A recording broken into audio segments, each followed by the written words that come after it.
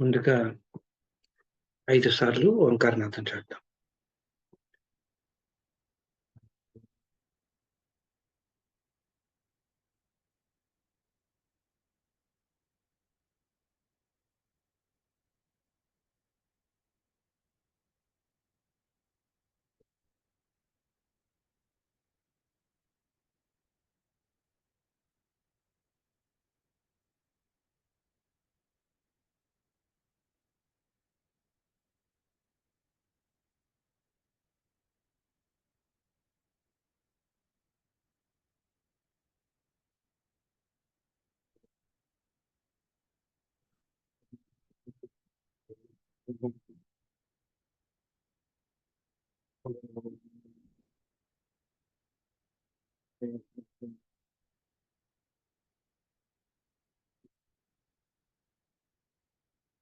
మనం దత్త గురువుల గురించి చదువుకుంటూ కొంతమంది గురువులను చదువుకున్నాము. ఇంకొక 2-3 ఉన్నారు. వాళ్ళని కూడా చదువుకున్నాం. వాళ్ళల్లో గులాబ్ బాబా, సిద్ధేశ్వర్, సంత్ గులాబ్ బాబా అనే ఆయన ఒక ఆయన, తాజుద్దీన్ బాబా అనే ఒక ఆయన, షిర్డీ సాయి బాబా ఒక ఆయన. వీళ్ళ ముగ్గురు కూడా దత్త గురువుల కింద వస్తారన్నమాట. వీళ్ళ ముగ్గురిని చదువుకుంటే ప్రముఖమైనటువంటి దత్త గురువులు మన గురించి మనం చదువుకున్నట్లు అవుతుంది. కనుక ఈ వారం మనం గులాబ్ బాబా గురించి చదువుకుంటాం. అంటే గులాబ్ బాబా ఈ మహాత్ముడి యొక్క చరిత్రలు మనం ఎంత చదువుకున్నా తక్కువే అని చెప్తాను నేనైతే. వాళ్ళ యొక్క మహిమలు, వాళ్ళు చూపేటువంటి మహిమలు అంటే ఇప్పుడు మనం ముందే చెప్పుకున్నాం. ఏం చెప్పుకున్నాం? దత్తాత్రేయ స్వామి తన యొక్క మహిమల్ని గురువు శిష్యుల ద్వారా ప్రకటింపజేస్తారు. ఆయన ఇదే దత్తతత్వం అని మనం చెప్పుకున్నాం. అలాగే అటువంటి దత్త భక్తులు అనేక మంది ఉన్నారు. వాళ్ళలో మనం చదువుకున్నది చాలా కొద్ది మంది మాత్రమే అని చెప్పి నేను కొద్ది మంది మాత్రమే. కనుక అందరినీ మనం చదువుకుంటాం కొంచెం కష్టం పని. కనుక మనం ముఖ్యమైనటువంటి వాళ్ళని తీసుకొని దాంట్లో మనం ఏం చేద్దామంటే దత్తుని యొక్క తత్వం ఏంటి అనేటువంటిది తెలుసుకొని ఆ దత్తతత్వాన్ని మనం ఎలా పాటించాలి అనేది మనం నిర్ణయించుకోవాలన్నమాట. ఆ దత్తతత్వాన్ని పాటించుకొని మనం సత్వగుణపైతులై మనం ధ్యాన మార్గంలో జ్ఞానులై మనం చదించాలి అనేటువంటిది నా అభిప్రాయం. ఇక్కడ సంత్ గులాబ్ బాబా, సిద్ధేశ్వర్ సంత్ గులాబ్ బాబా. ఇక్కడ మనుషుల్లో అనేక రకాలైనటువంటి వాళ్ళు ఉంటారు. అంటే ముఖ్యంగా ధ్యానాన్ని చేసుకుంటానికి ఒక జ్ఞానులైనటువంటి వాళ్ళు, అంటే ధ్యాని అనేటువంటి వాళ్ళు అనేక రకాలైనటువంటి అనేక మార్గాల్లో ఉంటారు. వాళ్ళు కొంతమంది జపం చేసుకుంటారు, కొంతమంది తపం చేసుకుంటారు, తర్వాత కొంతమంది ఏమో ధ్యానం చేసుకుంటారంటారు. ఇలా రకరకాలుగా వారు అనేక మార్గాల్ని అనుసరిస్తూ ఉంటారు. ఈ అనుసరణలో ఏమవుతుంది అంటే కొంతమంది అష్టాంగ యోగాలు, భక్తి మార్గం అనేటువంటిది ఒకటి ఉంటుంది అనమాట. దీని ఏ మార్గం ఎవరు అవలంబించినా ఆ సాధకుడు జ్ఞానాన్ని సంపాదించుకోవాలి. ఆ జ్ఞానాన్ని సంపాదించుకున్న వాడినే దాన్ని మనం జ్ఞాని అని అంటున్నాం. ఆ జ్ఞానము మనకి ఎలాంటిది అంటే పరతత్వ సంబంధమైనటువంటి జ్ఞానము అని అర్థం. మనం జ్ఞానము అంటే ఇక్కడ మనం ఆధ్యాత్మికంగా చదువుకుంటున్నాం కాబట్టి ఆ జ్ఞానం అనేటువంటిది పరతత్వ సంబంధమైనటువంటిది, అంటే పరమేశ్వర సంబంధమైనటువంటిదిగా మనం భావించాలన్నమాట. అలా పరమాత్మ తత్వంగా సంచుకున్న వాడిని జ్ఞాని అని అంటాం మనం. ఒకవేళ అలా కాకుండా ఉన్న వాళ్ళని మనం ఏమంటాము అంటే అజ్ఞాని అని మనం ఈ వేదాంత భాషలో మనం చెప్తూ ఉంటారు. ఇక్కడ ఏంటంటే ఒక సింపుల్ గా చెప్పాలి అంటే పరతత్వ సంబంధంగా అంటే వేదాంత భాషలో చెప్పాలంటే పరమాత్మని, విశ్వాన్ని సమానంగా ప్రేమించేటువంటి వాడు జ్ఞాని అని చెప్పొచ్చు. సింపుల్ భాషలో చెప్పాలంటే, అంటే సరళమైనటువంటి భాషలో చెప్పాలంటే, లేక తనను తాను మాత్రమే ప్రేమించుకొని వాడిని ప్రేమించే వాడిని జ్ఞాని అనొచ్చు. ప్రేమ అంటే ఇక్కడ ఏంటిది? ఇక్కడ ప్రేమ అంటే భక్తితో కూడినటువంటిది అన్నమాట. భక్తిని ప్రదర్శించడం అనేటువంటిది చెప్పుకోవాలన్నమాట. భక్తి వల్ల జ్ఞానం కలుగుతుంది. అంటే మనిషిలో ఉన్నటువంటి సద్గుణం కలుగుతుంది. ఆ భక్తి ఎవరి మీద అంటే పరమాత్ముని మీద ఉండాలంట. అంటే పరమాత్మకు సంబంధించినటువంటి జ్ఞానం సంపాదించుకోవాలని చెప్తాం. అంటే భక్తి అంటే ప్రేమించటం. ఎవరిని ప్రేమించాలి? భగవంతుని ప్రేమించాలి. అలాంటి వాళ్ళకి ఉదాహరణగా మనం చెప్పాలి అంటే మీరాబాయి, త్యాగరాజు, ఒక అన్నమయ్య. వీళ్ళందరూ ఏంటి? తన భక్తి తత్పరతని పాటల ద్వారా ఆయనలో భగవంతుని మీద అనురక్తిని పెంచుకున్నారు అని మనం చెప్పుకోవచ్చు అన్నమాట. అటువంటి వాళ్ళని మనం జ్ఞానులు అనటంలో సందేహపడాల్సిన అవసరం ఏమీ ఉండదు. ఓకే. తను తాను ప్రేమించుకునే వాడిని జ్ఞాని అన్నాం. మరి అజ్ఞాని అంటే తనను తాను అంటే తన మీద అంటే దేహం మీద ఎవరైతే మక్కువ పెంచుకుంటారో వాళ్ళని అజ్ఞాని అంటారనమాట. అంటే అర్థం ఏంటన్నమాట? దేహం ఈ దేహ అశాశ్వతమైనటువంటిది. దేహం శాశ్వతమైనటువంటిది కాదు. అశాశ్వతమైనటువంటిది. అశాశ్వతమైనటువంటి వస్తువుల మీద దేని మీదైతే మొహాన్ని పెంచుకుంటారో వాళ్ళని అదే గొప్ప అనుకుంటారో, అదే శాశ్వతం అని ఎవరైతే అనుకుంటారో వాళ్ళని అజ్ఞానులు అని వేదాంత పరిభాషలో చెప్తూ ఉంటారనమాట. అట్లాగే ఒక యువతి యువకులు ఉన్నారు. వాళ్ళు ప్రేమించుకున్న దాన్ని వ్యామోహం అనొచ్చు. అలాగే తనకిష్టమైన వాళ్ళని, తనకు ఉపయోగపడే వాళ్ళని మాత్రమే ప్రేమించేటువంటి వాడిని స్వార్థపరుడు అని అంటారు. ఇయన్నీ కూడా ఏంటంటే నేను చెప్పే డెఫినేషన్స్ అన్ని కూడా ఇప్పుడు ఈ చెప్పే పదాలన్నీ కూడా నేను వేదాంత పరంగానే చెప్తున్నాను తప్ప సామాన్య భాషలో మాత్రం కాదు. అది గుర్తుపెట్టుకోండి. తన కుటుంబాన్ని మాత్రమే ప్రేమించేటువంటి వాడు సంసారి అని అంటారు. అలాగే ఇరుగు పొరుగు వాడిని ప్రేమించేటువంటి వాడిని ఉత్తముడు అంటారు. సమాజాన్ని ప్రేమించేవాడిని గొప్ప గొప్ప వ్యక్తి అని అంటారు. అలాగే శిష్యుల్ని, భక్తుల్ని ప్రేమించేటువంటి వాడిని మహనీయుడు అంటారు. సృష్టి అందరి ప్రతి జీవిని తారతమ్యాలు తెలియకుండా అంటే వాళ్ళు ఇది వీళ్ళది అనేటువంటి భేదభావాలు, వర్ణాశ్రమ భేదాలు ఏవీ లేకుండా కుల మత భేదాలకు అతీతంగా ఉండి ప్రతి వ్యక్తిని ప్రేమించేటువంటి వాడిని ప్రేమావతారుడు అనేటువంటి నామంతో ఈ దత్త పరంపరలో మనం చెప్తూ ఉంటారన్నమాట. అంటే అష్టైశ్వర్యాలు, అష్టాంగ యోగాలు ఇవన్నిటినీ కూడా మనకి వాటి తత్వమే మనకి దత్తావతారంలో మనకి ప్రధానంగా కనిపిస్తున్నా ఈ ప్రేమ తత్వము అనేటువంటిది కూడా అంటే భక్తి తత్వం కూడా నేపథ్యంలో మనకు అక్కడక్కడ చూపిస్తూ ఉంటుంది అనమాట.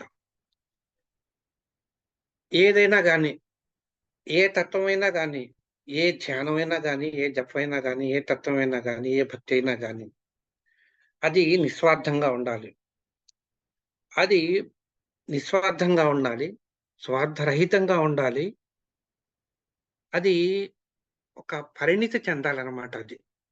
ఆ పరిణితి చెందినప్పుడు ఆ మనిషిలో ఏమవుతుంది అంటే సాత్విక లక్షణాలు పుణికిపుచ్చుకుంటాయి. అలాంటి సాత్విక లక్షణాలు పుణికిపుచ్చుకున్నప్పుడు మాత్రము ఆ మనం చేసేటువంటి సాధన ఏదైతే ఉన్నదో ఆ సాధన పరిపక్వత చెందింది అని మనం చెప్పుకోవచ్చు.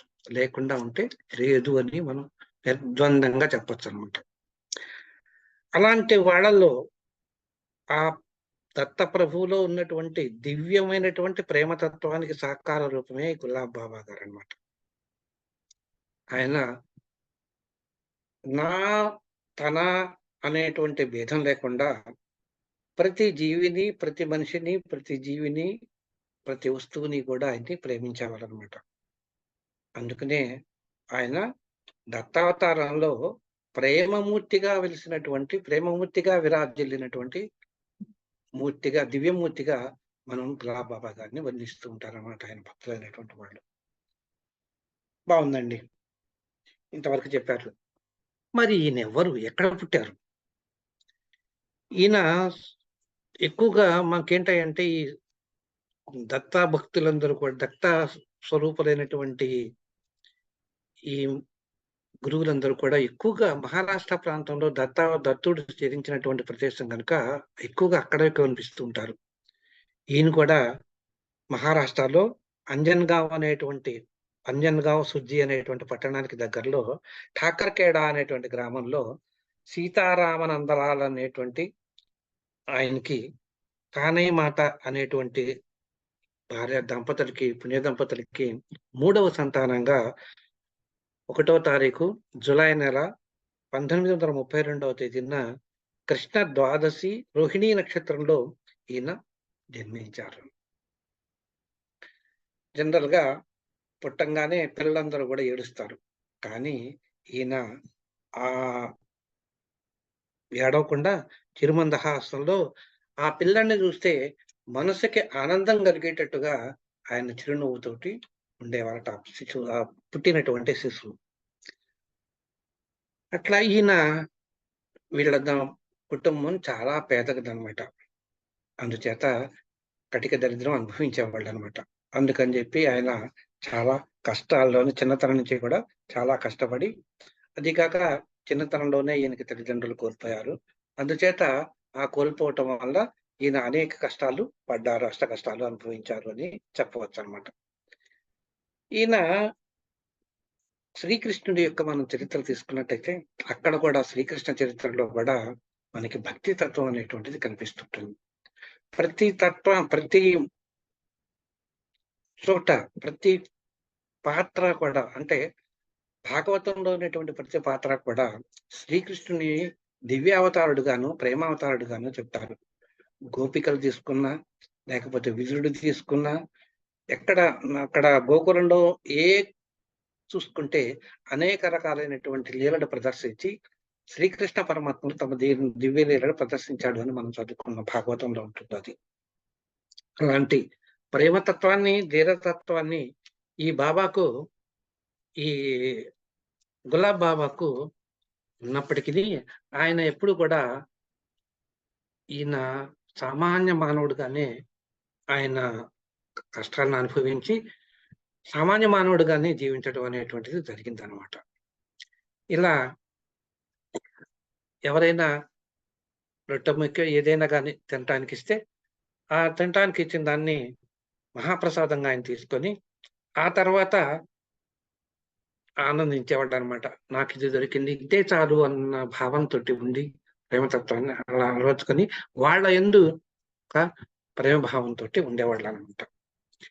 ఇలా అంతేకాకుండా ఈయన ఏం చేశారంటే తనకు తెలిసినటువంటి తన రీతిలో, అంటే తాను బోధించినటువంటి రీతిలో భగవంతుని యొక్క లీలలు, భగవంతుని యొక్క లక్షణాలు, భగవంతుని యొక్క ఉనికిని ఆయన ఏం చేశారంటే భక్తులకు ఉపదేశించి భగవతత్వాన్ని అందరికీ ఉండేటట్టుగా, అందరికీ లభించేటట్టుగా ఆయన ఉపన్యాసాలు ఇచ్చి వాళ్ళలో భక్తి తత్వాన్ని భగవంతుని యందు విశ్వాసాన్ని కలిగించేవాడు అనమాట. అంటే ఇక్కడ ఏంటన్నమాట, ఇక్కడ వయసుతోటి సంబంధం లేకుండా ఆయన ఏం చేశారనమాట, చిన్నప్పటి నుంచి కూడా భగవంతుడు అనేటువంటి భగవత్ తత్వాన్ని అందరికీ బోధిస్తూ భగవంతుని యొక్క విశ్వాసాన్ని కలిగిస్తూ భక్తిని అందరికీ ఉపదేశం చేశారనమాట. అంటే ఏమండి, చిన్నప్పుడే కదా వాళ్ళకి ఎలా సంకరిస్తాయంటే ఇప్పుడు కూడా మహానుభావులైనటువంటి వాళ్ళకి ఏం జరుగుతుంది అంటే ప్రకృతి కూడా సహకరిస్తుంది అనమాట. ప్రకృతి కూడా సహకరించి వాళ్ళకి ఆయా అవసరాలకు అనుగుణంగా, ఆ సమయాలకు అనుగుణంగా ఆ తత్వాన్ని వాళ్ళకి లభించేటట్టుగా చేస్తుంది అనమాట ప్రకృతి కూడా. కనుక అందుచేత వాళ్ళు ఆ సమయాల్లో, అంటే మనకి కృష్ణ పరమాత్ముడు మీకు భగవద్గీతలో చెప్తాడు, ఎప్పుడైతే ఆ ధర్మం పెంచి పెరుగుతుందో ఆయా సమయాలకు అనుగుణంగా నేను ఆయా అవతారాల్లో వచ్చి ధర్మరక్షణ చేస్తాను అంటారు అనమాట. అలాగే పరమాత్ముడు ఏ అవతారంలోనూ వస్తాడో మనకు తెలియదు, కానీ ఆ అవతారాల్లో వచ్చి తన ఉనికిని మాత్రం చాటుకుంటాడు భగవంతుడు. అలాగే మహాత్ములు కూడా భగవద్ అవతారంలో మనం భావిస్తున్నప్పుడు వాళ్ళు కూడా ఆయా అవతారాల్లో ఆయా సమయాల్లో వాళ్ళ యొక్క భక్తి ప్రకటితమయ్యి భక్తులకి మేలు చేకూరుతుంది అనేటువంటిది లక్ష్య సాధనకు అవసరమైనటువంటి వాళ్ళు ఏ లక్ష్యంతోటి ఈ భూమి మీదకి వచ్చారో ఆ లక్ష్య సాధన ఆ లక్ష్య సాధన సాధించటానికి పరిపూర్ణం కావటానికి ప్రకృతి కూడా సహకరిస్తుంది అని చెప్పచ్చు అన్నమాట. ముఖ్యంగా ఈ బాబా గారి గురించి గులాబ్ బాబా గారి నుంచి ఎక్కువగా మనకి అనేక రకాలైనటువంటి ఉదాహరణతోటే మనకి ఎక్కువగా మనకి కనిపిస్తుంది. ఉదాహరణలతో ఆయన తత్వాన్ని అర్థం చేసుకోవడానికి ప్రయత్నం చేద్దాం. అంటే చిన్నప్పుడే ఈయన ఒక పాల వ్యాపారి దగ్గర పనిచేసేవాడట ఆయన. అంటే ఆయన చెప్పాను కదా! ఆయన చాలా అనేక రకాలైనటువంటి కష్టాలు అనుభవించాడు గనుక తల్లిదండ్రులు కూడా లేరు. అనేక రకాలైనటువంటి కష్టాలు అనుభవించాడు గనుక ఆయన ఏం చేశారంటే ఒక పాల వ్యాపారి దగ్గర పనిచేసేవాడనమాట. ఒక రోజున ఏమైందంటే పాల కుండని ఎత్తున పెట్టుకొని వస్తూ ఉండంగా అది అక్కడ అంతా బురదగా ఉండటం వల్ల కాలు జారి ఆ కుండ కాస్త కింద పడింది. ఆ కింద పడిపోయేసరికల్లా అప్పుడు ఆ కుండ కాస్త పగిలిపోయి కింద పడి కుండ కాస్త పగిలిపోయి ఆ పాలన్నీ కూడా నేలపాలైపోయినాయి. ఇది ఆ యజమాని చూసి ఆ యజమాని ఏం చేశారంటే ఈయన్ని కొట్టారు. చితకబాదారనమాట. అప్పుడు గులాబ్ బాబా గారు ఏడుస్తూ శ్రీకృష్ణ పరమాత్మని తలుచుకున్నారట. గోపాల గోపాల దేవకీనందన గోపాల అంటూ శ్రీకృష్ణ పరమాత్మని ధ్యానించేసరికల్లా ఏమైందంటే ఆ పచ్చిపోయిన కుండ కాస్తి ఆ కుండ పెంకులన్నీ అతుక్కునేసి మళ్ళీ కుండలాగా తయారైపోయిందన్నమాట. ఆ అతుక్కున్నటువంటి కుండ మళ్ళీ నెత్తిన పెట్టుకునేసరికి దాని నిండా పాలు వచ్చాయన్నమాట. ఈ అప్పుడు ఆ యజమాని బాబు గులాబ్ బాబా చిన్నగా ఉన్నటువంటి చిన్నవాడైనా గాని గులాబ్ బాబా గారు ఈయనలో ఏదో చాలా మహిమ ఉన్నదని చెప్పి ఆయన పాతాళ పడి క్షమాపణ ఎదుర్కొన్నాడు అనమాట. ఇంకొకసారి ఏమైందంటే అన్యన్గావ్ అనేటువంటి ఊరిలో ఒక గోధుమల్ని మరపట్టించుకొని ఆ గోధుమ పిండిని తలపై పెట్టుకొని మూట కట్టుకుని తలపైన పెట్టుకుని వస్తున్నసరికల్లా ఒక పెద్ద వర్షం వచ్చిందంట. జనరల్‌గా ఏమవుతుంది? వర్షానికి ఆ గోధుమ పిండి కాస్త తడిసిపోవాలి యాక్చువల్‌గా. కానీ ఆయన నెత్తిన పెట్టుకొని ఆ మూట గోధుమ పిండి మూట నెత్తిన పెట్టుకొని వస్తున్నా గాని ఆ మూట మాత్రం తడవలేదట. ఆ తడవకుండా వచ్చేసరికల్లా ఆ యజమాని చూసి అప్పుడు ఆయన ఈయనలో ఏదో మహిమ ఉన్నది అని చెప్పి ఆ యజమాని ఆయనకి ఈయన యొక్క మహిమ గలవాడు ఈ అబ్బాయి అని చెప్పి గుర్తించటం జరిగింది అని చెప్పి చెప్తారన్నమాట ఆయన ఉదాహరణ. ఇవన్నీ ఎందుకు చెప్తున్నానంటే ఈ ఈ ఈ గులాబ్ బాబా గారి జీవితంలో మనకు లభించినటువంటివి ఏంటంటే ఆయన యొక్క మహిమలే ఆయన చూపినటువంటి విచిత్రమైనటువంటి సన్నివేశాలే ఆయన జీవితంలో జరిగినటువంటి సన్నివేశాలే మనకి ఇక్కడ మహిమలుగా మనం చెప్పుకుంటున్నాం అన్నమాట. అట్లాగే ఇంకొకసారి ఏం జరిగిందంటే ఇప్పుడు రాముడు గాని కృష్ణుడు గాని ఎవరైనా గాని భూమి మీద జనించినప్పుడు సాధారణంగా ఏంటంటే ఒక గురువు దగ్గరికి వెళ్లి విద్యాభ్యాసం చేయటం అనేటువంటిది సర్వసాధారణమైనటువంటిది. శ్రీకృష్ణ పరమాత్ముడు ఉన్నాడు. ఆయన ఒక గురువు దగ్గర నేర్చుకున్నాడు. సుధాముడు ఉన్నటువంటి గురువు దగ్గర నేర్చుకున్నాడు గురువు ఆయనకి. అలాగే రాముడు ఉన్నాడు. వశిష్ఠ మహర్షి ఆయనకు గురువు ఆయనకి. వాళ్ళ దగ్గర విద్యాభ్యాసం అంతా నేర్చుకున్నారనమాట. అలాగే ఎవరైనా కానీ భూమి మీద ఉన్నటువంటి దేవతా స్వరూపుడైనటువంటి అయినా కానీ వాళ్ళకి ఒక గురువు అనేటువంటి వాడు ఉండాలి. అలాగే గులాబ్ బాబా కూడా ఒక ముగ్గురు గురువులు ఉన్నారనమాట. నామానందు, గాడ్గే బాబా, కైకాడి మహారాజ్ అనేటువంటి గురువులు ఉన్నారు. వాళ్ళకి ఆ ముగ్గురు కూడా సద్గురువులుగానే భావించాయన వాళ్ళకి అనేక రకాలైనటువంటి సేవలు ఆయనకి చేసి వాళ్ళ యొక్క మెప్పు పొందారు ఈ గులాబ్ బాబా గారు. ఒకసారి ఏం జరిగిందంటే ఈ కైకాడి మహారాజు మందిరంలో హ్మ్. ఒక మందిర నిర్మాణం జరుగుతోంది. అనేక మంది దేవతా విగ్రహాలు అక్కడ నెలకొల్పాలి. అంటే దేవాలయ నిర్మాణం జరుగుతా ఉన్నది.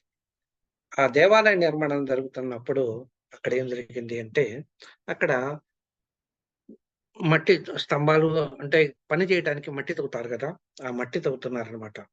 ఆ మట్టి తవ్వేటప్పుడు ఈయన అనేక రకాలైనటువంటి బాధలు అనుభవించారనమాట.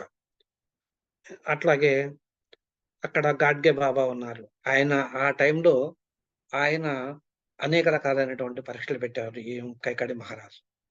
అలాగే ఇంకొక కొంతకాలం తర్వాత కట్టాజ్ గ్రామంలో పుండరీక బాబా అనేటువంటి ఆయనకి అనేక రకాలైనటువంటి సేవలు చేశారనమాట ఈయన.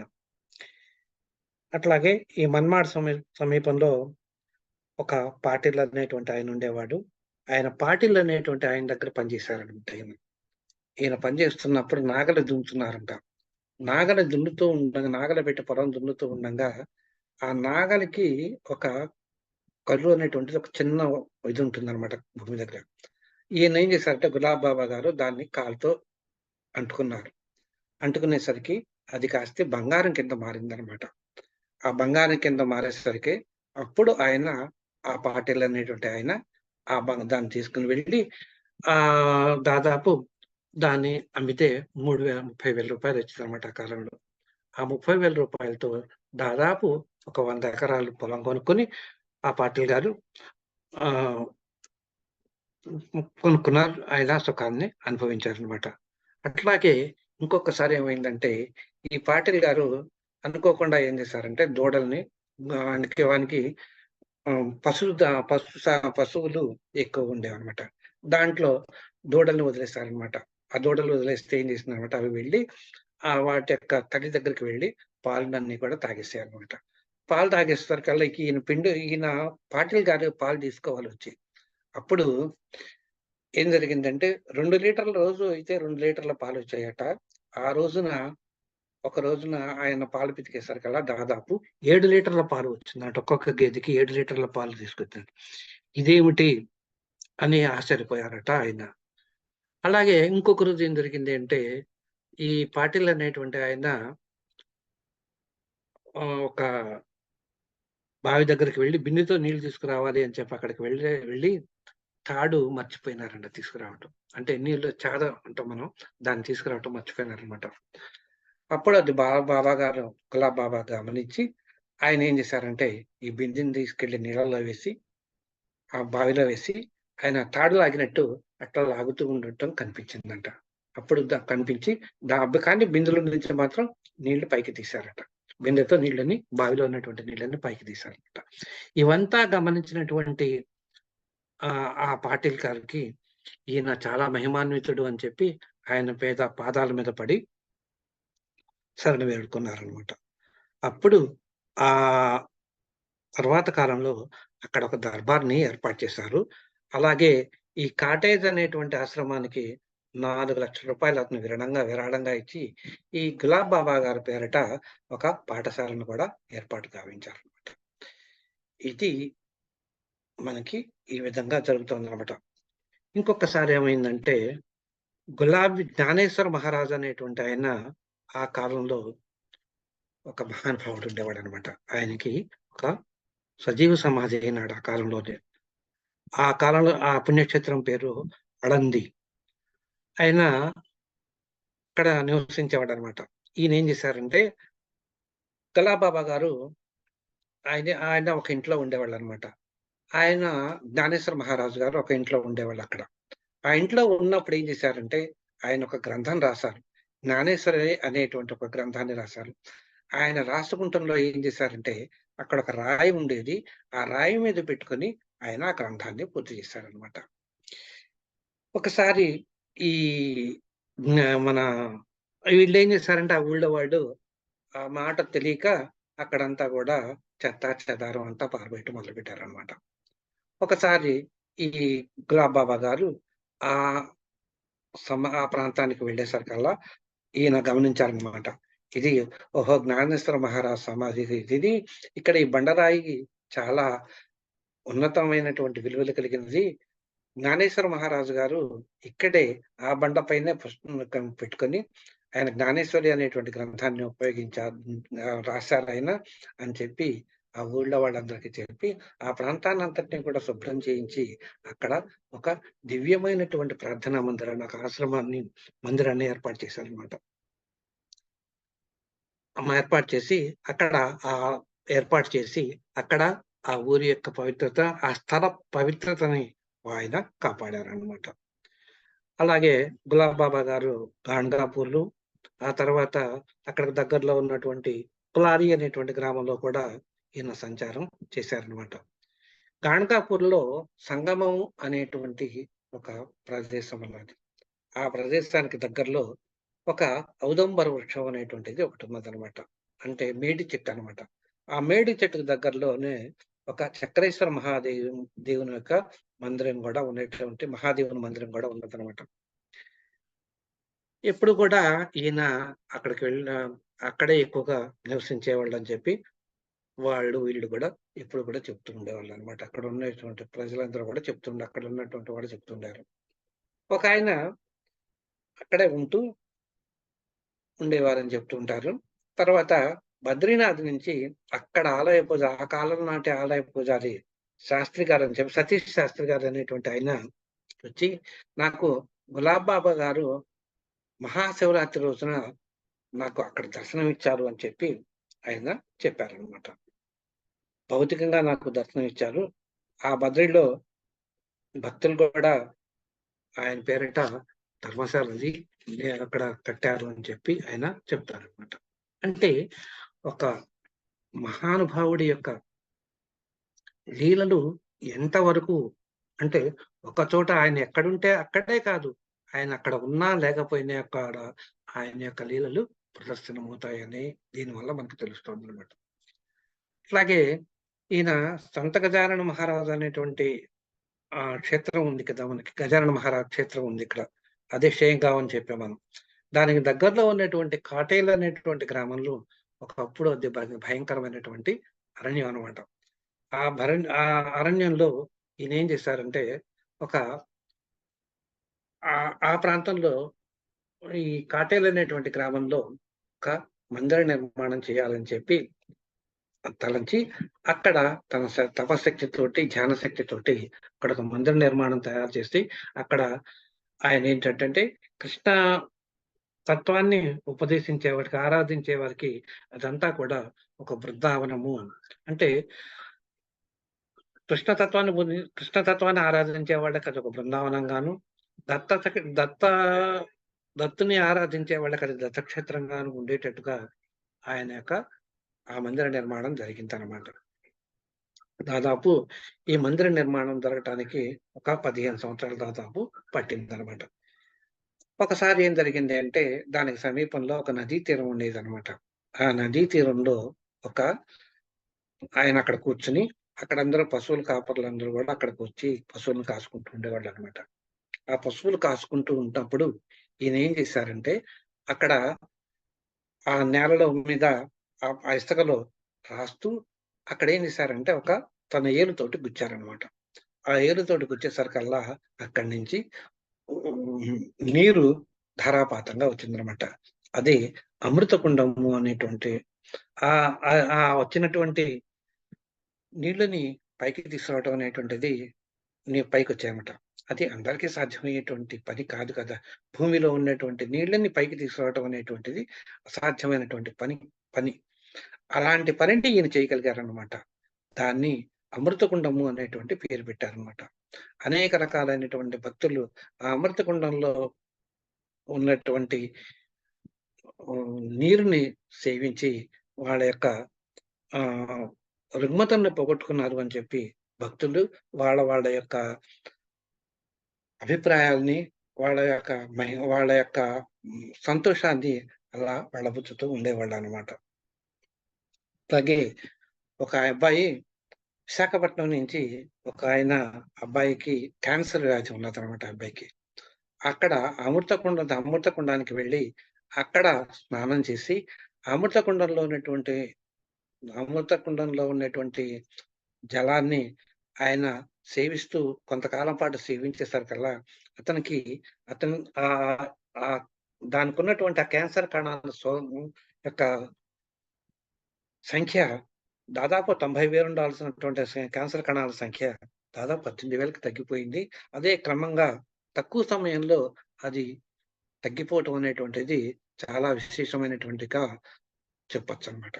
అలాగే ఇంకా కొంతకాలం ఆయన ఆ జలాన్ని సేవించేసరికల్లా అది తగ్గిపోయింది. అతని క్యాన్సర్ వ్యాధి పూర్తిగా నిర్మూలన అయిపోయింది అని చెప్పి ఆయన యొక్క ఒక భక్తుడు చెప్పారనమాట.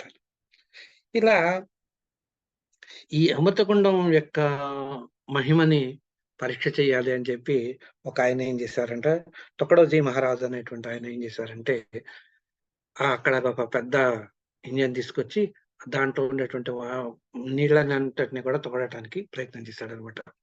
అలా తోడటానికి ప్రయత్నం చేస్తూ ఉన్నాడే తప్ప, ఆ వాటర్ మాత్రం దాంట్లో ఉన్నటువంటి ఆ జలం కూడా అది ఎంత తోడినా ఇంకా వస్తూనే ఉన్నది. ఇక ఆయనకి అలసిపోయి, "నాయనా నేను ఓడిపోయాను. ఇది చాలా మహిమ కలిగినటువంటిది" అని చెప్పారనమాట. ఆ తర్వాత కాలంలో భక్తుల నమ్మికేంటంటే, ఆ కాలంలో అంటే ఆ తర్వాత అనేక రకాలైనటువంటి భక్తులు అనేక మంది తమ తమ అభిప్రాయాల్ని గొప్పగా ఆ అమృతకుండం గురించి చెప్తూ వచ్చారనమాట. ఏంటయ్యా అంటే, దేవతలందరూ గూడా అనేక మంది మహానుభావులు అక్కడికి వచ్చి స్నానం చేస్తూ ఉండేవాళ్ళని చెప్పి, తర్వాత సాక్షాత్తు దత్తపరం దత్త దత్తావతారుడైనటువంటి దత్తపురుషుడే అక్కడికి వచ్చి స్నానం ఆచరిస్తారని చెప్పి, తర్వాత ఈ అని చెప్పి అనేక రకాలైనటువంటి మహానుభావులందరూ గూడా వచ్చి అక్కడికి స్నానం ఆచరించటం వల్ల దానికి అమృతత్వం సిద్ధించింది అని అనేక రకాలైనటువంటి కథలు గాను, వాళ్ళ యొక్క మహిమలు గాను ఆ తత్వం గురించి చెప్తూ వస్తూ ఉంటారనమాట. అట్లాగే ఈయనేం చేశారంటే, ఈ కాటేల ఆశ్రమానికి కొంచెం దూరంలో అంటే ఒక ఫర్లాంగ్ దూరంలో 5 వృక్షాలు ఉన్నాయన్నమాట. మేడి చెట్లన్నమాట. ఈ మేడి చెట్ల దగ్గరికి దాదాపు ఎవ్వరూ రారన్నమాట. ఎందుకంటే అక్కడన్నీ కూడా అనేక విష జంతువులు అవి ఉంటాయి అని చెప్పి ఎవరు వచ్చేవాళ్ళు కాదు. కానీ ఈయనేం చేశారంటే, ఈ కొంతమంది భక్తులు ఈయన అక్కడికి వెళ్ళేవాళ్ళన్నమాట. అక్కడికి వెళ్ళేసరికల్లా ఆ ఔదంబర చెట్టు మీద సుదర్శన చక్రం తిరుగుతూ ఉన్నట్టుగాను, అక్కడ అమితమైనటువంటి తేజస్సుతో శ్రీకృష్ణ పరమాత్ముడు ఆ చెట్టు దగ్గర ఉన్నట్టుగాను వీళ్ళందరూ కూడా అనుభూతిని పొందారనమాట.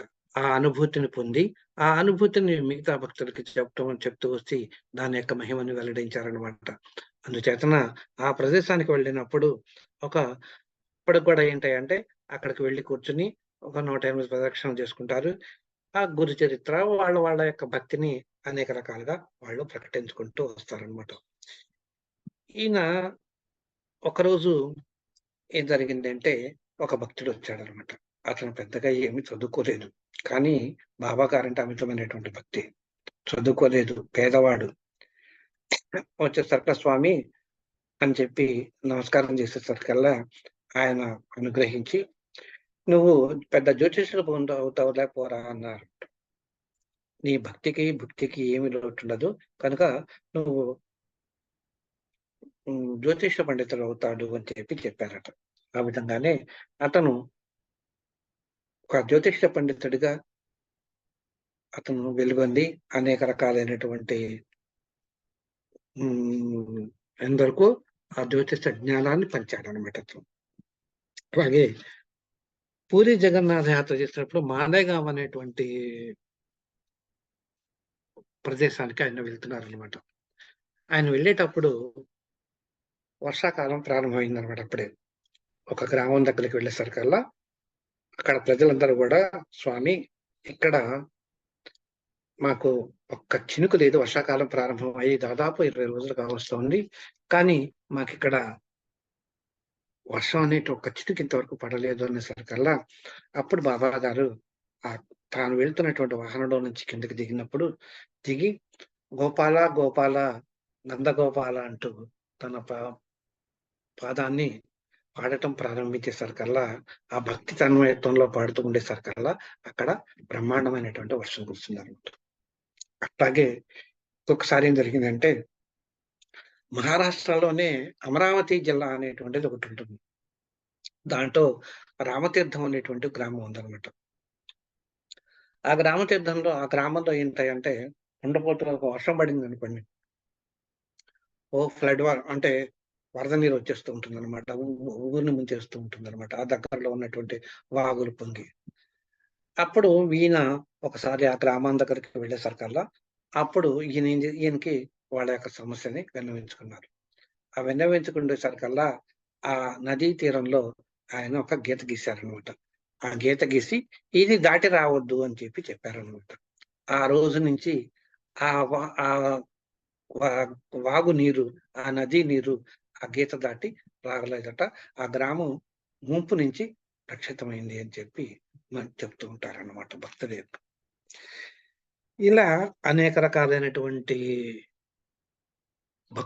అనేక మంది భక్తులు అనేక రకాలైనటువంటి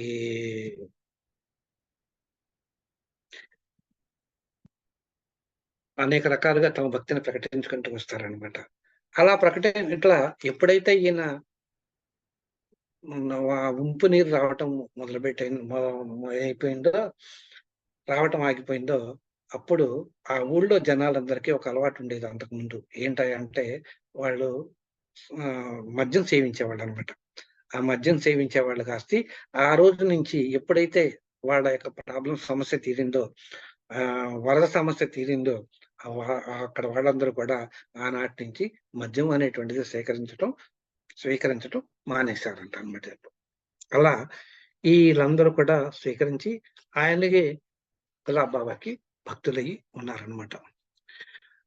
అంతేకాదు అనేక రకాలైనటువంటి వీళ్ళందరూ కూడా ఇంకొకటి, కొంతమంది భక్తులు ఏం చేశారంటే, ఒకసారి గులాబ్ బాబా గారిని కలవటానికని వెళ్ళారనమాట. కలవటానికి వెళ్ళినప్పుడు అక్కడ ఒక ఏం చెప్పారంటే, "మీరెక్కడికెళ్తున్నారు?" అని చెప్పి వచ్చిన వాళ్ళని అడిగారనమాట. ఆ! అంతకుముందు ఇంకొకటి చెప్తాను. అక్కడికి వెళ్ళేసరికల్లా ఒక గులాబ్ బాబా గారు ఒక లాల్చీ వేసుకొని, ఆయన ఎప్పుడు ఏంటంటే గులాబీ రంగు లాల్చీ ధరిస్తూ ఉంటారనమాట. అక్కడ ఒక భక్తుడు ఏం చేశారంటే, అక్కడ తిరుగుతూ ఉన్నాడనమాట. ఆ తిరుగుతూ ఉండేసరికి ఏం జరిగిందంటే, గులాబ్ బాబా గారు ఆయన దగ్గర వాహనాన్ని ఆపి, "నువ్వు ఎక్కమని చెప్పారు. వాహనాన్ని ఎక్కమని చెప్పారు. ఆ వాహనాన్ని ఎక్కమని చెప్పి, నువ్వు 4 రోజుల పాటు నాతోటే ఉండాలి నువ్వు" అని చెప్పారు. అయ్యో! ఆయనేంటనమాట పోలీస్ అనమాట ఆయన. పోలీస్ డిపార్ట్‌మెంట్‌లో పనిచేస్తూ ఉండేవాడనమాట అతను. అయ్యో! నేను 4 రోజులు ఉండటానికి నాకు కుదరదు స్వామి. నేను ఆఫీస్‌కెళ్ళాలి కదా! అని చెప్తారనమాట. డ్యూటీకి వెళ్ళాలి కదా! అంటారు. కాదు, నువ్వు 4 రోజులు నాతోటే ఉండాలి అని చెప్తారు. ఈయనేం చేశారంటే 4 రోజుల పాటు ఆయనతో పాటు ఆయన ఎక్కడికెళ్తే అక్కడికి ఆ భక్తుడిని కూడా తిప్పారనమాట. తిప్పి 5వ రోజున ఈ భక్తుడు ఆఫీస్‌కి వెళ్ళి, "నేను 4 రోజుల నుంచి నేను డ్యూటీకి రాలేదు. కనుక సెలవు చిట్టి ఇస్తున్నాను, నేను తీసుకోండి. సెలవిస్తున్నాను 4 రోజులకి" అని చెప్తారనమాట. "అదేంటి? నువ్వు 4 రోజులకి సెలవివ్వటం ఎందుకు? రోజు వస్తూనే ఉన్నావు కదా! నువ్వు ఆఫీస్‌కి. కావాలంటే నువ్వు రోజు వస్తున్నావు. హాజరు పట్టికలో నీ యొక్క సంతకం కూడా ఉంటుంది. చూసుకోమని" చూపిస్తారనమాట వాళ్ళు. అప్పుడు ఆ భక్తుడు, బాబా గారే నా రూపంలో వచ్చి తనతోటే ఉంచుకున్నారు నన్ను. కానీ ఆయన వచ్చి నా బదులుగా ఇక్కడ డ్యూటీ చేశారు అని చెప్పి, ఇదంతా గులాబ్ బాబా గారి మహిమేనని చెప్పి ఆయనకి భక్తుడిగా అయిపోయాడనమాట. ఇలా అనేక మంది అధికారులే కాదు, సామాన్య భక్తులే కాదు, అందరూ కూడా ఆయన భక్తులుగా, ఆయన తత్వాన్ని అర్థం చేసుకొని, ఆయన భక్తులుగా మారిన వారు ఎందరో ఉన్నారనమాట. అంతేకాదు, ఈయన చంబల్ లోయ, మధ్యప్రదేశ్‌లో ఉన్నటువంటి చంబల్ లోయ అని మనం పేరు వినే ఉంటాం. ఆ ప్రదేశం అంతా కూడా బందిపోట్లకు నిలయం అన్నమాట.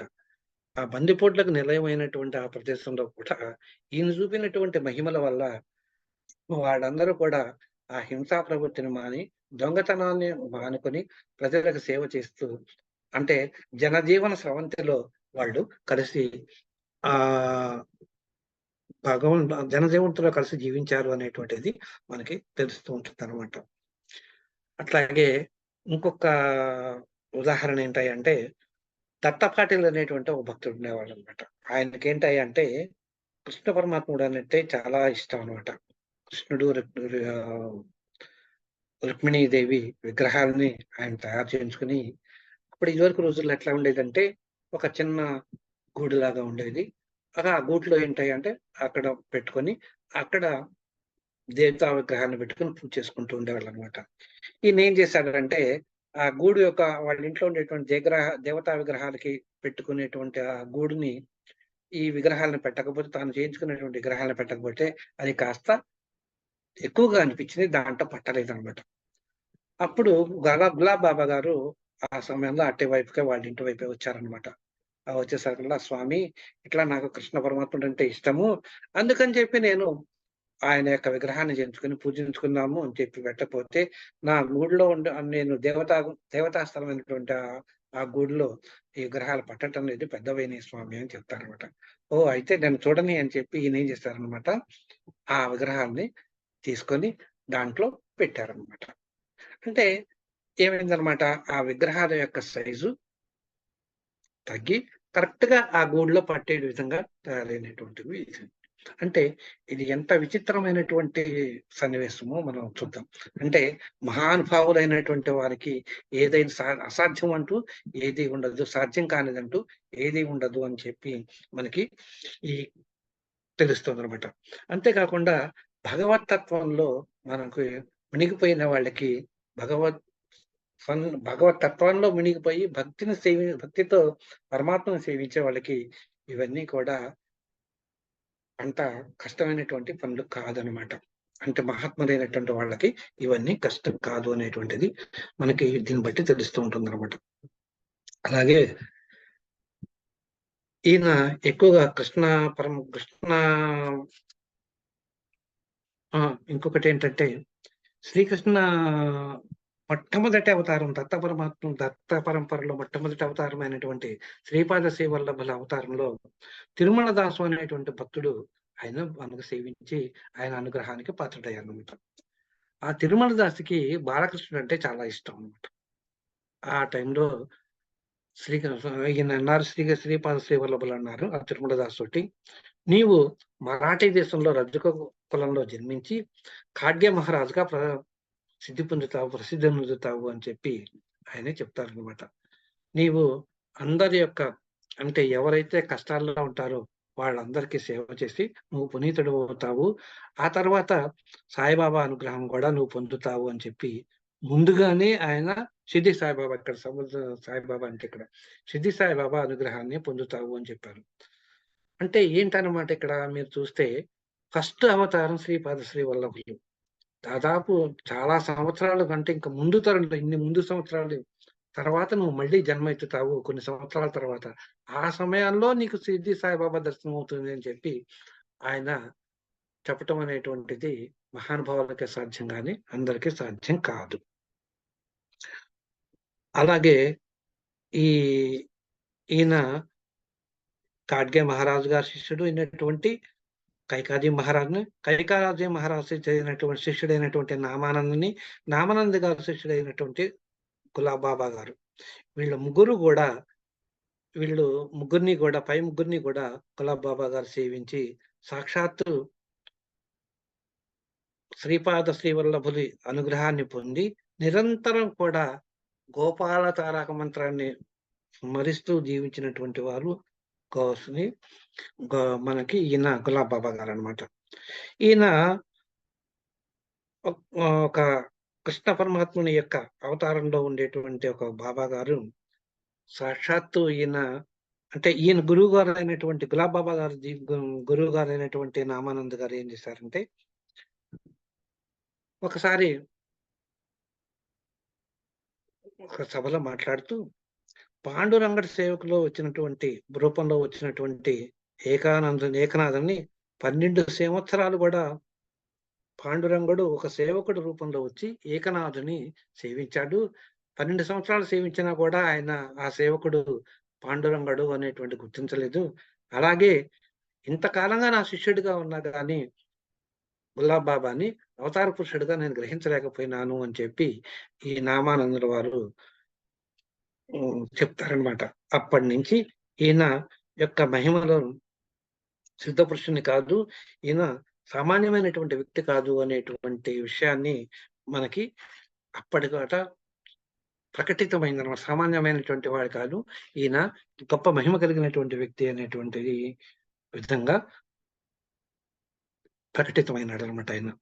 ఇలా ఇంకొకటి ఏంటంటే ముఖ్యంగా మహారాష్ట్రలో గోకులాష్టమి రోజున ఒక గోపాలకాల అనేటువంటిది ఉత్సవాన్ని నిర్వర్తిస్తూ ఉంటారనమాట. అది సంత శ్రేష్ఠులు అనేటువంటి వాళ్ళు మాత్రమే ఎక్కువగా అది చేస్తూ ఉంటారనమాట.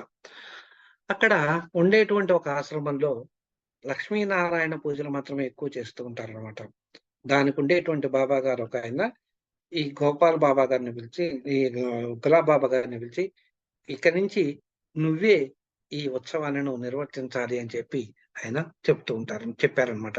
అందుకని చెప్పి అప్పటి నుంచి కూడా గులాబ్ బాబా గారు ఆ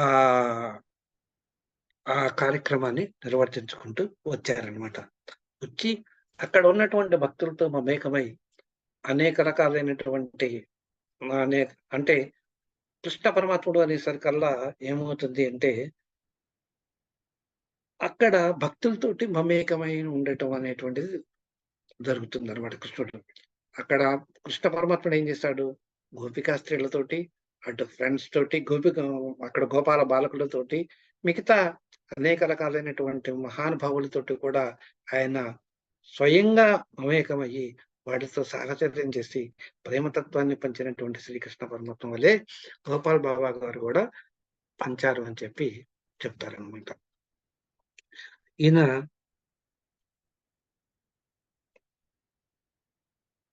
ఈ విధంగా మనం సద్గురువుని గనక సేవించినట్టయితే ధనం లభిస్తుంది. భగవంతుడిని ఆశ్రయిస్తే ఇష్టకామ్యం నిర్వర్తిస్తాయి మనకు వస్తాయి. అంటే భగవంతుని మనం నాకు ఈ కామ్యం, నాకు ఈ కామ్యం కావాలి నాయన, నాకు ఈ కోరిక ఉంది, నాకు తీర్చమని భగవంతుని కోరుకుంటాం. అలాగే గులాబాబా గారిని సేవిస్తే ఇటు కామ్యసి జ్ఞానము కలుగుతుంది, ఇటు కోరిక నెరవేరుతుంది అని చెప్పి భక్తులు విశ్వాసం అనమాట. భగవంతుని ఈ గులాబాబా గారి యొక్క అవతారం పరిపూర్ణమైనటువంటి రూపం దత్తతత్వము, శ్రీకృష్ణ ప్రేమతత్వము, శ్రీకృష్ణ పరమాత్మ యొక్క ప్రేమతత్వం రెండూ కలిసినటువంటి రూపంగా మనకి చెప్తూ ఉంటారన్నమాట. భక్తులైనటువంటి వాళ్ళు, విజ్ఞులైనటువంటి వాళ్ళు మనకి చెప్తూ ఉంటారన్నమాట. ఈయన ఎల్లప్పుడూ కూడా మనకి పువ్వుల్లో కల్లా అంతా గులాబీ పువ్వు మనం శ్రేష్టమైనదిగా చెప్తూ ఉంటాం. అందుకని ఈయన ఎప్పుడు కూడా గులాబీ రంగు కలిగినటువంటి దస్తులు ధరిస్తూ ఉండటం వల్ల చొక్కా వేసుకునేవారైనా, అందుచేత ఈయనకి ఆ గులాబ్ బాబా అని పేరు వచ్చింది అనేటువంటి వాళ్ళు కూడా అంటూ ఉంటారన్నమాట.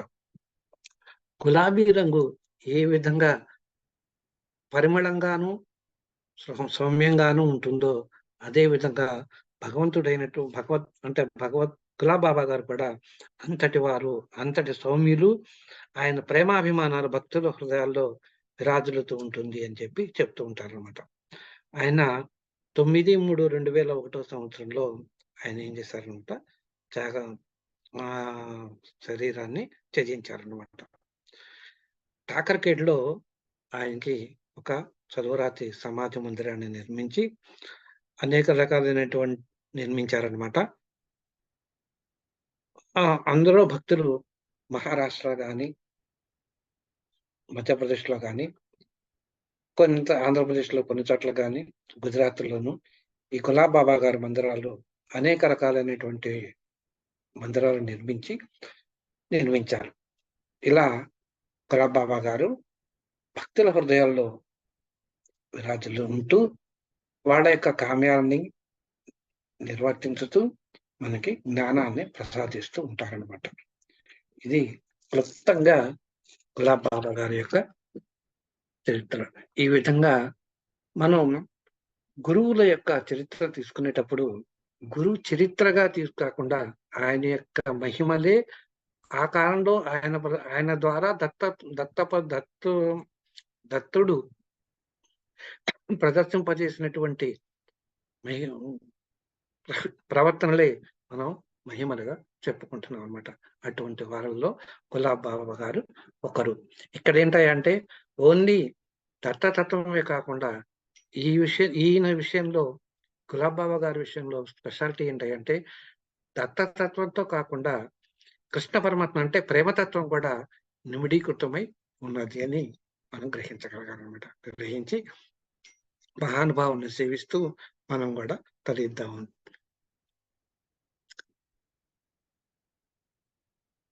ఈరోజు గులాబ్ బాబా గారిని చదువుకున్నాము. వచ్చే వారం ఇంకొక బాబా గారి గురించి చదువుకుందాం. సాగర్ గారు, ఒక చిన్న క్వశ్చన్ అండి. చెప్పమ్మా. ఈయన దాంట్లో కృష్ణతత్వం కూడా ఉంది కదండి మనకి. అవునమ్మా, అవునమ్మా. దానికి దీనికి డిఫరెన్షియేషన్ అంటే ఈయన గురు చరిత్ర దానికి వస్తారని ఎట్లా అనుకోవాలండి? దత్తతత్వం కూడా ఉంది కదా. ఉంది, కానీ అవును, రెండు వస్తాయి అన్నమాట. రెండు వస్తాయి. కృష్ణతత్వము అని అన్నప్పుడు ఇక్కడ ఏంటంటే ప్రేమతత్వంతో కూడినటువంటి భక్తి అన్నమాట. ఇక్కడ ప్రేమతత్వం అంటే భక్తి అక్కడ. Okay, okay. అంటే ఆయన అన్నది కూడా గోపాల గోపాల అని కృష్ణుడినే తలుచుకుంటున్నారు కదా. అవును, గోపాల అన్నప్పుడు గోవు అన్నప్పుడు సర్వదేవతా స్వరూపం గోవు. Okay, okay. అది అంటే ఆ గోపాలుడు అంటే అటువంటి గోవులకి అంటే సర్వదేవతలకి అధిపతి అయినటువంటి పరమాత్మ స్వరూపుడైనటువంటి శ్రీకృష్ణ పరమాత్ముడు అని అర్థం అనమాట. అక్కడ మనం ఆ విధంగా మనం గ్రహించుకుంటే ఆయన తత్వం మనకి మరింతగా బోధపడుతుంది అనమాట. అంటే దేవదేవుడు అనేటువంటి అర్థం అనమాట అక్కడ. Okay, okay. ఇక్కడ ఏంటంటే తత్వాన్ని మనం అర్థం చేసుకునేటప్పుడు మనం ఏ విధంగా తీసుకోవాలి అనేటువంటిది ముందు చూడాలి. గోపాలుడు సర్వదేవతా స్వరూపుడుగా ఆయన చెప్తూ అందరినీ ఎప్పుడైతే సమ్యంగా అందరినీ సమానంగా చూడాలి అని అన్నప్పుడు అక్కడ ఏమవుతుంది అంటే అందరూ ఒక రకంగా ఉండరు. అనేక రకాలైనటువంటి గుణాల్లో మనకున్నటువంటి త్రిగుణాల్లో రాజసం ఉంటుంది, తమో గుణం ఉంటుంది, సత్వగుణం ఉంటుంది మనుషుల్లో. ఎవరిని ఏ విధంగా చూసినా కానీ ఈయన మాత్రం చూడాల్సింది ఒకే రకంగా చూస్తాడు కాబట్టి ఆయన యొక్క సత్వగుణ సంపన్నత అనేటువంటిది ఎక్కువ అలవాటు ఉంటుంది. ఎప్పుడైతే వాళ్ళందరినీ ఈక్వల్ గా చూస్తున్నప్పుడు భక్తుల్లో కూడా ఏమవుతుంది అనమాట, ఆయన అలా చేస్తున్నారు కనుక మనం కూడా అలాగే ఉండాలి అనేటువంటి వాళ్ళ ఫాలోవర్స్ కూడా అదే రకమైనటువంటి తత్వం అలవాటు పడుతుంది అనమాట. అంటే భక్తుల్లో అలాంటి తత్వం వల్ల ఏమవుతుంది అంటే భక్తుల్లో సత్వగుణం అనేటువంటిది పెరగటానికి అవకాశం ఉంటుంది అనమాట. అది ఇండైరెక్ట్ గా మనకి ఇక్కడ అర్థం చేసుకోవాల్సి ఉంటుంది, ఇండైరెక్ట్ గా ఉంటుంది అనమాట. ఆ పాయింట్ ని మనం క్యాచ్ చేయాలన్నమాట. అది అంటే జ్ఞానంతో పాటు దీన్ని కూడా మనం అలవర్చుకుంటే మరింత మన జీవితం రమ్యంగా ఉంటుంది అని అర్థం అనమాట. ఓకే, సరేనండి.